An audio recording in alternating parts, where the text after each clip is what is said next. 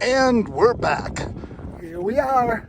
This is section 3 of the Collegiate West alternative of the Colorado Trail. As you can see, we're already way up in the high country, which is a little bit of a bitch of this section of the trail, is you start right out at 12,000 feet. So no acclimation for me. On this journey, I am going all the way from Cottonwood Pass to Monarch Pass. That's 42 miles, supposedly, and this will be the longest chunk of trail I've ever done. All of Collegiate West 3, 4, and half a 5. And keeping with my slowest known time philosophy, I've given myself 8 days. When I think of hiking the Colorado Trail, this is exactly what I envision. Well, we got some changes in the old gear. This is a new pack, and it is a lovely shade of dark American flag blue. Yeah, the old one was simply too UV'd, and I started putting patches on patches. And so anyway, I gave up on it. Got all my stuff resituated. I even transferred my kangaroo. I've complained a lot on these videos about pointless up and downs. They're called PUDs. It's when the trail builders make the trail go up and down and up and down and up and down and up and down. But to keep from falling into, cognitive bias here, here's an example of the trail staying on a contour line, basically from here all the way around there, goes around there, back in here, and then right to here.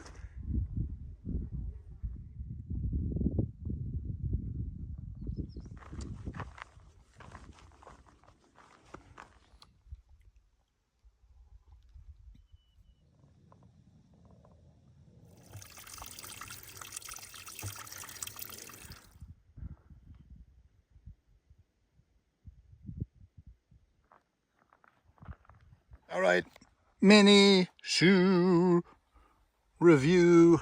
This is my 4th pair of Lone Peaks. They are Lone Peaks 8s, and they are brand new, which means, of course, that I bought them a few years ago. They went on sale. I didn't need another pair of shoes. I bought them because they were cheap, and they've been waiting for their moment, and now is the time. And I got to say this about them. These are the comfortablest shoes for those feet to be in, but stuffing them in there has always been a huge problem. But they did something different on the 8s. Now I can just slide my foot in with no problem, which is really cool.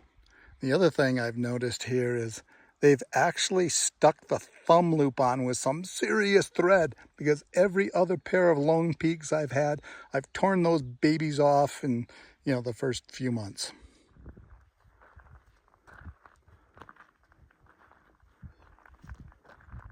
Look at this view. So I'm really glad that I got as far on the trail as I did last year, because those sections 9, 10, and 11 are all shut down because of forest fires. Here, take a look. I took some crappy video.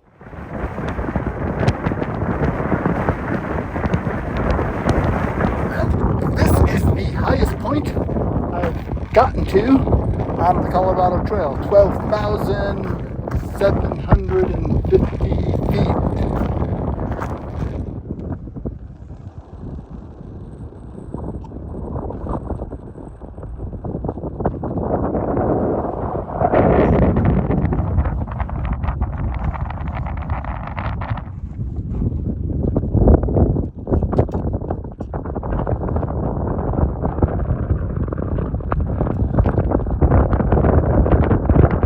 But this section of the trail, it's been amazing. And I think it was obviously built by professionals. I mean, the switchbacks climb at reasonable grades.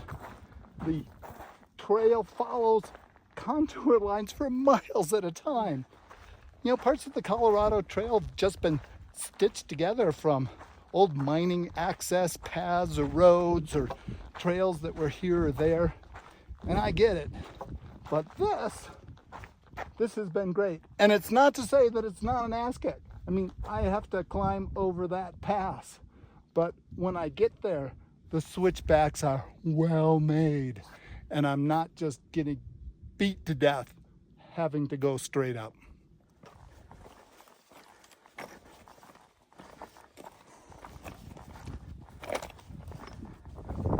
This is the beginning of day 3, and this morning's challenge will be to zigzag our way all the way up to the top of that peak, way up there.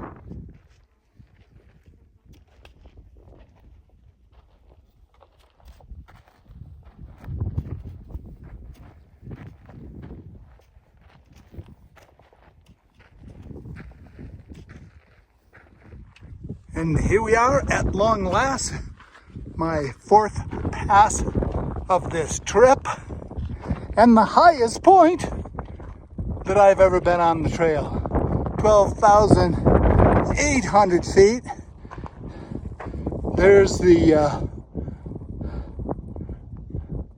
last pass I did is there. Did that one yesterday. Camped down on that little hill, maybe you can see there on the bottom. And the good news looks like is this trail. Let's see, can we zoom in? Can you see it? It follows a contour line along here for a long ways. So I think not till late afternoon, evening, I'll have to do any more climbing. So let's go, put on some miles.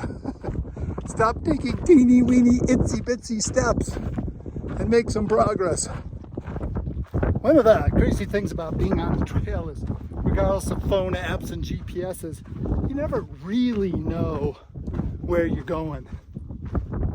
But in this case, most of this trip, because it's above tree line, I can see well in advance where the trail's going. And in particular now, you know, I'm heading through that saddle in the distance.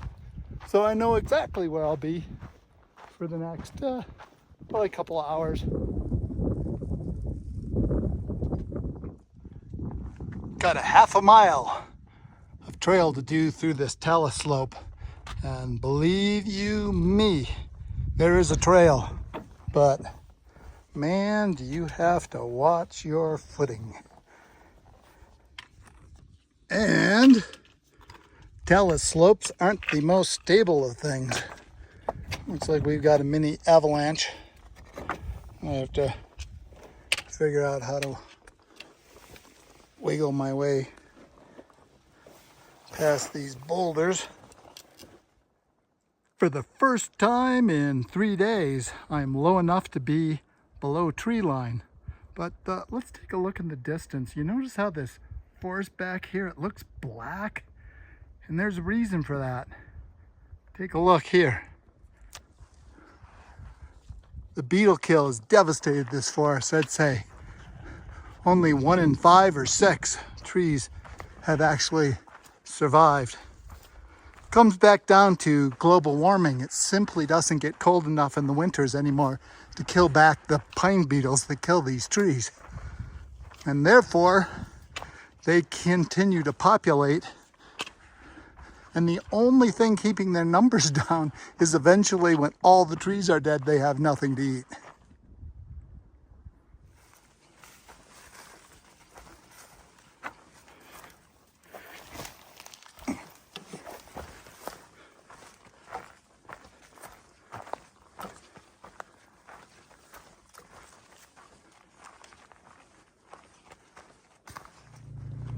And here we are at the end of the 3rd section of the Collegiate West alternative.